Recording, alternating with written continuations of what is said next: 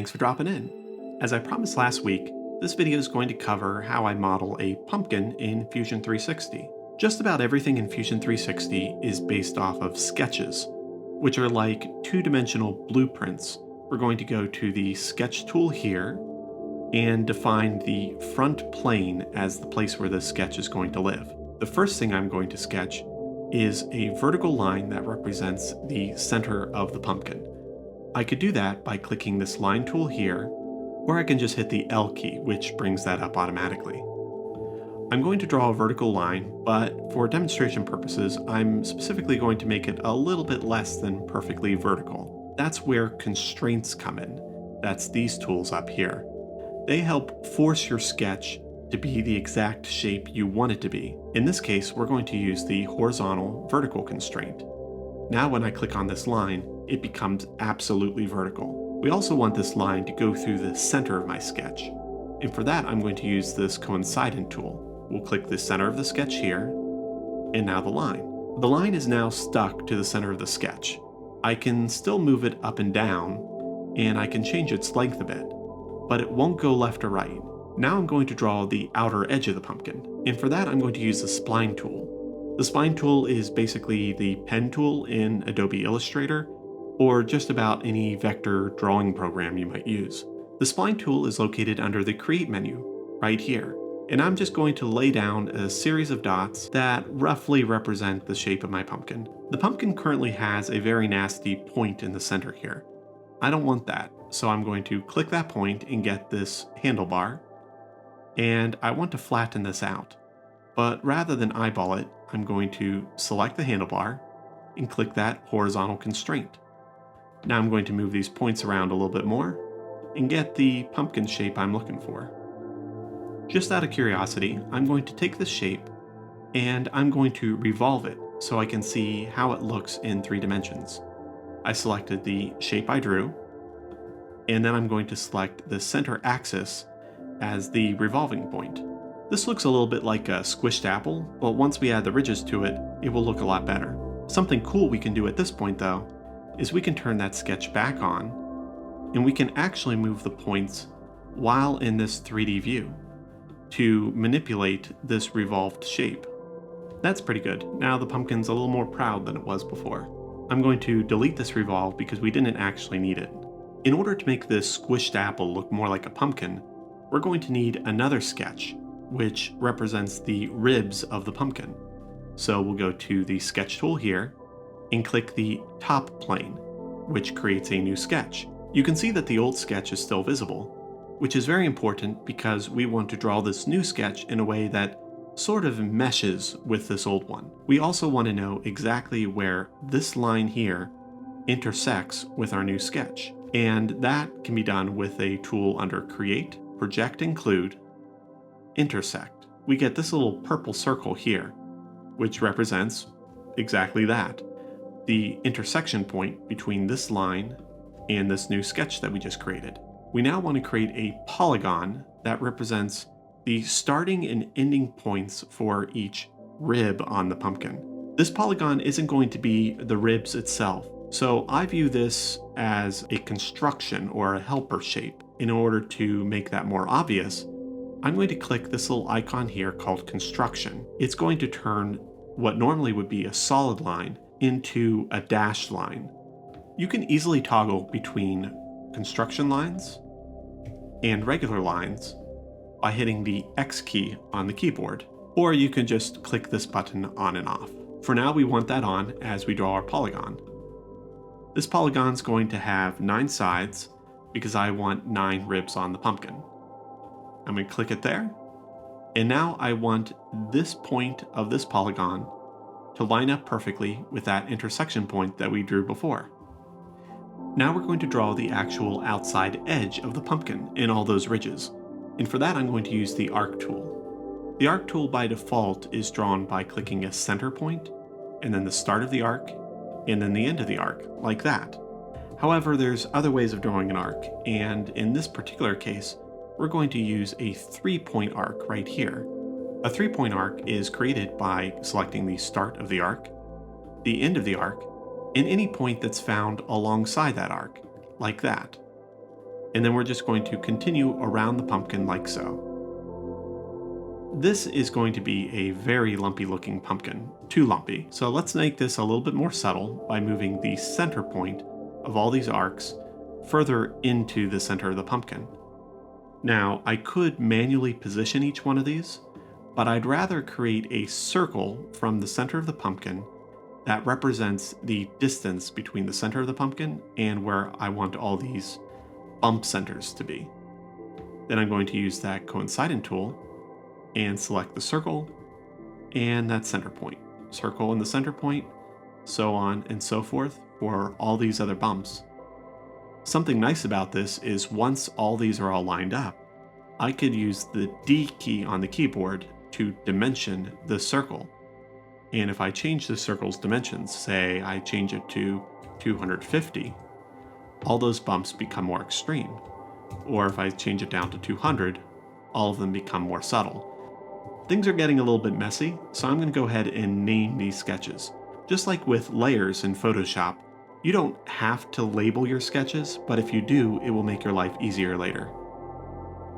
We need to make a few more slices like this one at different elevations along the pumpkin's path. And I'm going to fast forward through that because it's basically the same process with one exception. When we make these additional sketches, I can't just make them all on this top plane here. They do need to be elevated at different heights in the pumpkin. So to do that, I'm going to turn off these sketches momentarily, and I'm going to create from the construction menu here an offset plane, which takes an existing plane, in this case the top one, and creates a copy a little bit higher up. And then from there, we can now create a new sketch. If I turn this profile sketch back on, you'll see that the plane that I created my new sketch on is higher up than the old one was. So now, again, I'm just going to repeat that process.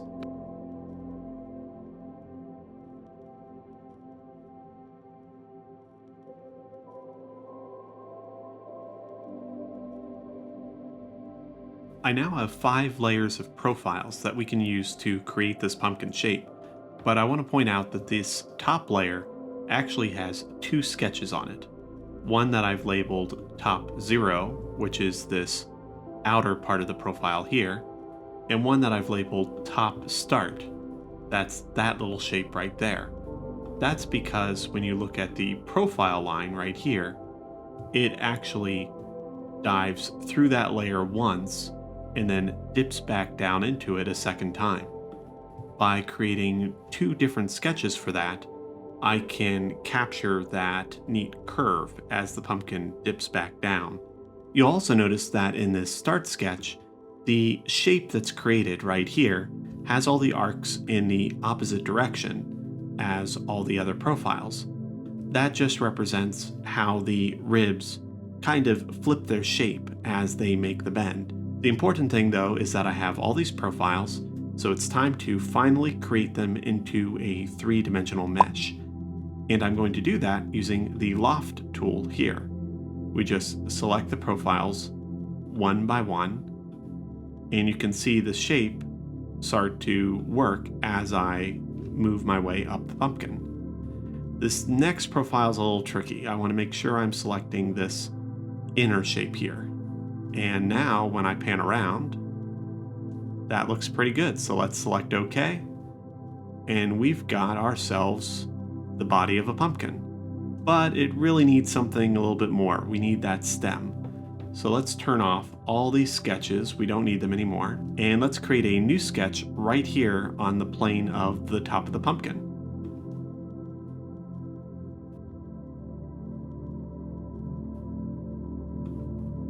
And now let's go back to the 3-point arc, which are not construction shapes. And the stem has kind of these pointy sides to them. So all the arcs are going to run on the inside. Now I could take that shape that we just created and extrude it out to make a half decent looking stem. I could even flare it out a little bit or flare it in, and it looks okay, but I think we can do better. Instead, I'm going to turn all these bodies off and create a new sketch on the front plane. And this sketch is going to represent the path and length of that stem. We're going to start with a line tool, which is just the L key. Start from the center of the pumpkin, going up past where the stem begins, and then continuing the line tool. If you keep on holding, you can draw an arc. I'm going to have it kind of bend off to the side just a little bit. And then let's accept that line and exit the sketch. Now that we have both the stem shape and the stem path, we're going to use this sweep tool, which takes a single shape and runs it along a path to create a new body. And we don't want it to cut a hole through the pumpkin. Instead, we want it to join with the pumpkin there.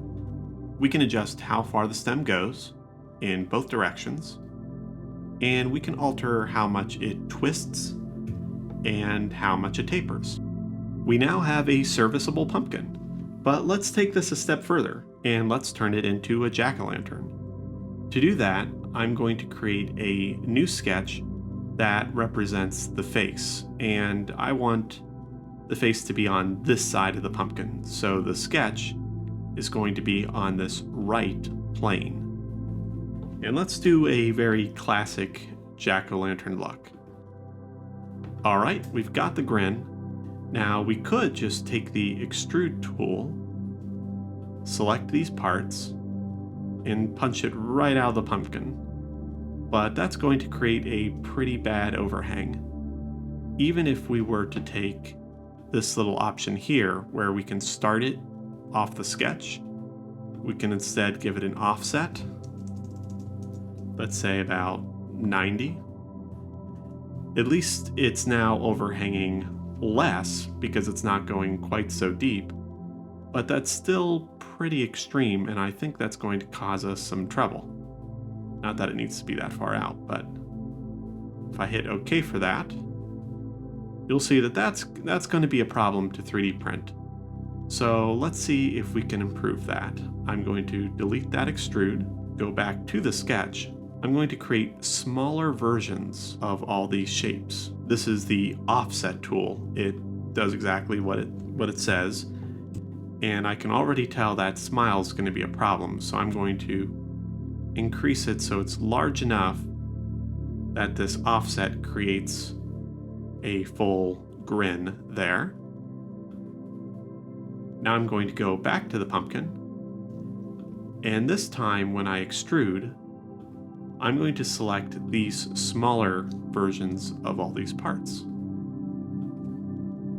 I'm going to punch it through again, and I'm going to move it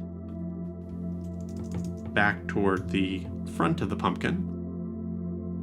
But instead of having this be a straight punch out the way it is right now, I can go to the taper angle and I can give it, let's try 10 degrees. And you see the shape gets very, very goofy. But what it's doing is it's expanding this outline up a little bit. It's giving it a much more gentle slope to deal with. It's a little bit easier to print. Let's see if we can go to 15 degrees. That's still looking pretty good. There's a little bit of a mess happening right here with the eyes. So I'm going to hit OK with this. And now I'm going to go into that sketch. I'm going to move these eyes away from each other so they don't intersect there. Notice I didn't need to select the offset. They just moved with the rest of the shape. Okay, let's see. Okay, the eyes are not intersecting, so that's great. Let's turn the sketch off and just take a closer look. This is a pretty extreme overhang, but it's not terrible. I think we can make this a little bit easier, and to do that, I'm going to rewind my history here back to before I made that face. I'm going to take this pumpkin, and I'm going to copy it. I'm going to leave that copy right there.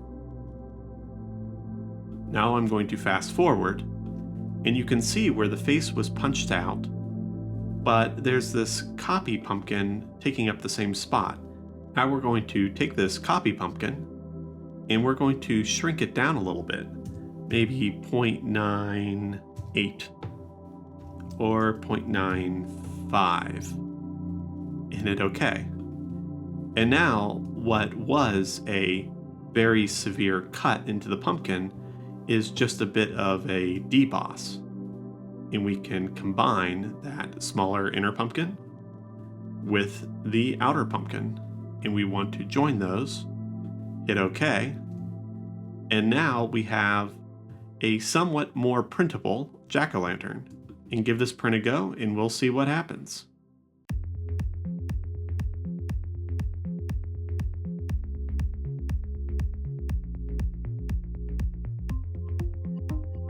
Alright, it's been 24 hours and I'm back with multiple prints to show. The first is this mini pumpkin. I wanted to use as little plastic as possible as I tested out the overhangs on this model. I'm kind of surprised how well the expressions turned out. There really wasn't much of a problem there at all. The bottom of the pumpkin, however, looks pretty ugly. So I went back into the model, tweaked the profile sketch a little bit, and came out with a slightly more rounded bottom on the pumpkin. And now it has no overhang issues there. But now that I had the model in my hand, I didn't really like the expression on the pumpkin as much. The eyes were just a little too close to the mouth. So I went back to the model and focused on just moving the expressions around until I came up with something that I was happy with. I guess a key takeaway here is it's always good to print your model before sharing it online. You never know for sure what's going to print well and what won't. There's something about having your model in hand that helps reveal its flaws. I must always go through multiple revisions for even the simplest of designs. If you use any of the tips or techniques shown here to design your own pumpkins, let me know. I'd love to see those designs. Until the next video, thanks for stopping by.